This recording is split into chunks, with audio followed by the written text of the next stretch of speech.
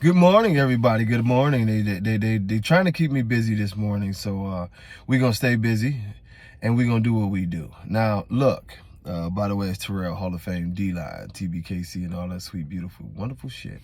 I heard people are writing long love letters this morning, and basically these love letters are trying once again to discredit not only myself, maybe the elite edge, you know, the so-called creators of this breed and all this other bullshit. Let me explain a little bit of history to y'all, because I know a lot of people like to talk out of their asses, and really everybody claims that they were there, and there's no really anything history that says that they were even around. First and foremost, I've told you guys many a times that this breed was actually many different breeds. No one has ever heard from my mouth to say that the elite edge was the one that created this style of dogs that went on. No, never said that. I've often talked about it's impossible to say what's in this breed, and y'all have heard me talk about that there's probably up to 10 different dogs or more that have somehow gotten into the breed by the way that people used to do things back in the day. A lot of these dogs come from origins of weight pool dogs. So we know for sure, and I don't talk out my ass, I never heard of anybody using a damn dogo. The breed characteristics wouldn't match for anybody to use a dogo or a boxer. And the reason why is that is adverse genetics. And what I mean by that, the dogo itself, unless you're getting one of those mastiff dogos from Argentina that are like 140, 150 pounds, it would be sort of opposite of what you're trying to do if you're trying to make a bully, because those dogs carry very lean frames. They don't have the biggest, blockiest heads. It would be opposite of what we were trying to do. Basically, you get the size, but it didn't matter. The boxer, what would you want from a boxer? Maybe some chest, but you have other problems because the boxers lean by. I'd never even heard a rumor of anybody using a dogo or a damn boxer. That's why I don't put that on my list. I would believe that you would talk about the American Bulldog, you would talk about the Bull Mastiff, and I know for a fact, I only speak out of fact. I don't speak out of innuendos and just making up stories. I know for a fact that the Doge de Bordeaux was used. I know, and I always butcher that name, by the way. And that's where the big reds come from. I do know that Bull Mastiff and possibly English Mastiff was used when talking about the Whopper blood. This is just speaking out of facts. And some of the big weight pool dogs. I do know a couple individuals that did incorporate Rottweiler blood. I know that for a fact. I do know for a fact that Neo blood was incorporated. And we're talking about the early dogs from the 90s. This is when people were trying to make big ass dogs to pull weight. There's one problem when someone comes to the table and they want to talk shit. You have to know the facts. Just talking out your ass is a terrible thing, because those who do know will put this thing together. Now, this is the problem. Listen to some of the names of the kennels back then. Razor's Edge Pit Bulls. What was it? Pratt's Pit Bulls. You got the Eddie still calls his dog Eddie still calls his dogs Pits. So everybody's name was Pit Bull. Nobody was using the term American Bully. This is why the elite edge and more so the ABKC is accredited with making the American Bully. No breed, and I will tell you, no breed is a breed based off of the origins of its dogs that it comes from. This is the reason why there's no such thing as a blue or a red Rottweiler. Now, the origins of the Rottweiler goes back to different dogs, different styles of Mastiffs.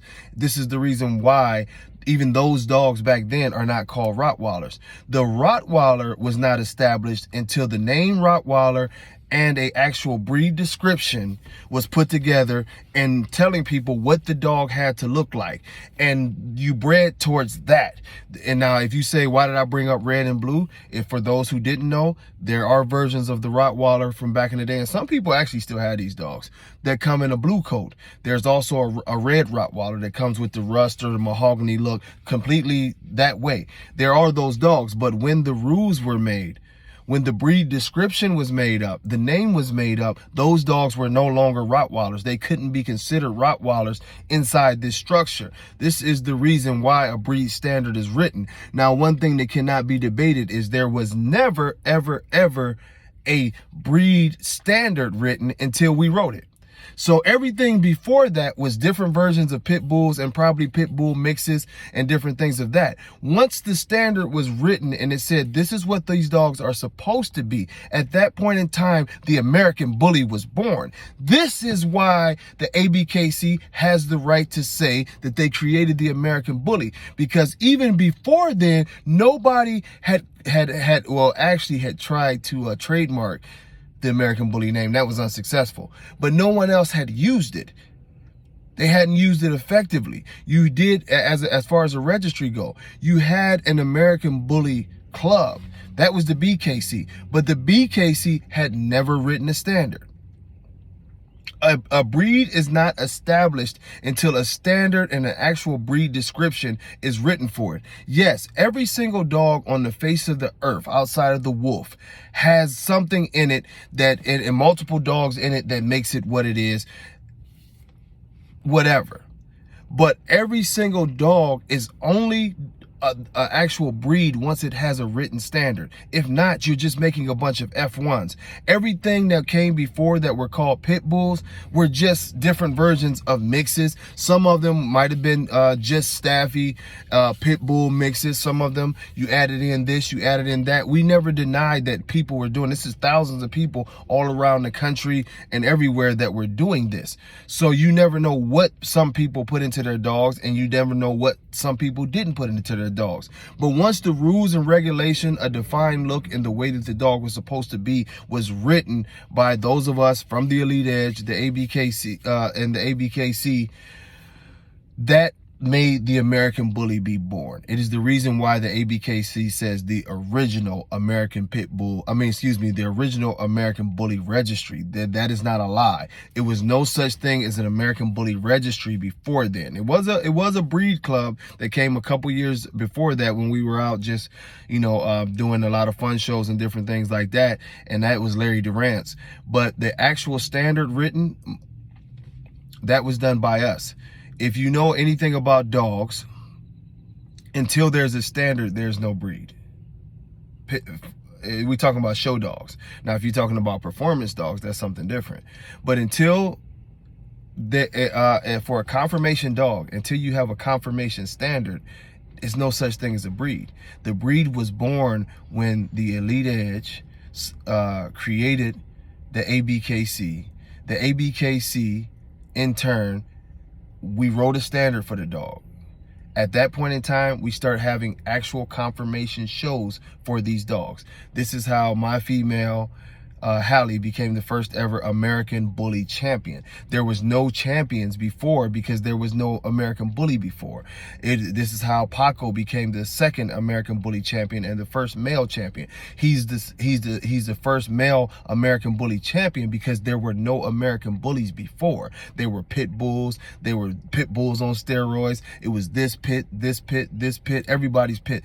Everybody's name was Pit before this. If you date back before 2004, your kennel name said Pitts on it because there was no American Bully. The reason that the American Bully was actually started was because the name American Bully, and when people write these love letters and they try to educate you to something, we established that name American Bully, and there was actually a couple names on the board.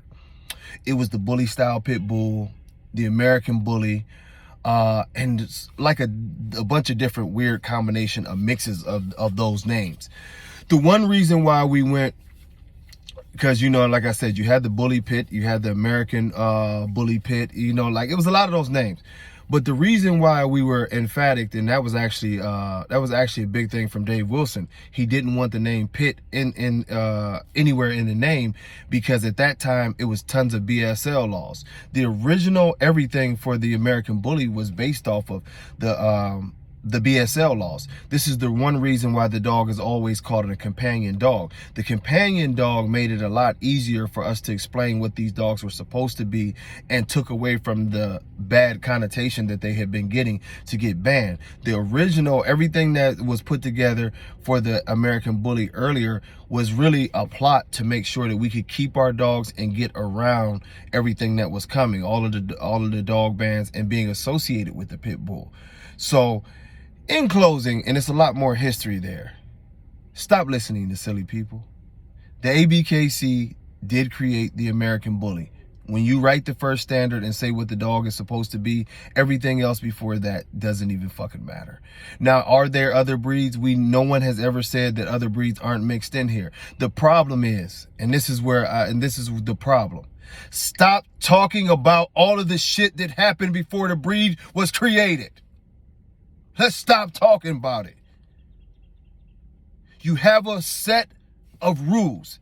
Either you have the ability to follow those rules and make the dog the way it's supposed to be, or you don't. Stop saying you're a dog man. If you do not want to follow those rules, let go of the name that you had nothing to do with, you didn't help create, you have no stock in it, you didn't do anything, your name is not anywhere on those record books or history of that. If you're a dog man from the 80s and some of your dogs eventually was used in the creation of the American Bully, you still don't have shit to do with the American Bully.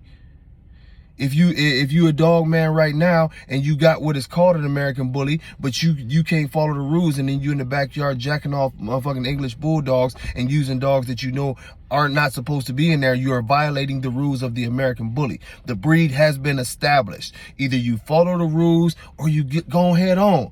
It's very simple. You can do what we did and just make another name for it. It's that simple. If you want to have a bulldog mix, a F1 or whatever, you can make Super Bully. You can do this, you can do that. But don't matter what the breed is, and we're not just talking about the American Bully. Every breed has multiple things in it that comes before the establishment of what the breed is. At the point in time when the breed is established, those rules are set. And if you go out the parameters of those rules, you are no longer breeding that dog. It is that simple. Miss me with all the bullshit and the fake history that y'all putting out there of oh yeah, this happened before, and I know. We don't give a fuck. No one ever said that the breed was fully clean and we know everything in every dog. Any breed in the whole world, somebody would be lying if they said they knew anything. Oh, I know everything, because you've got thousands of breeders who've done thousands of things. The reason that the rules are set is to protect the breed and help it become what it needs to become. That's it. It's not even an argument. It's not even a debate. If you have such a problem with the rules that you're getting up in the morning and writing long essays of shit that you don't know about, then make your own breed. That's the best thing about it. We did it. We wrote our rules up. We paid our money. We started throwing our shows. We made our own breed. Maybe you can make yours. Till next time, much love. Peace.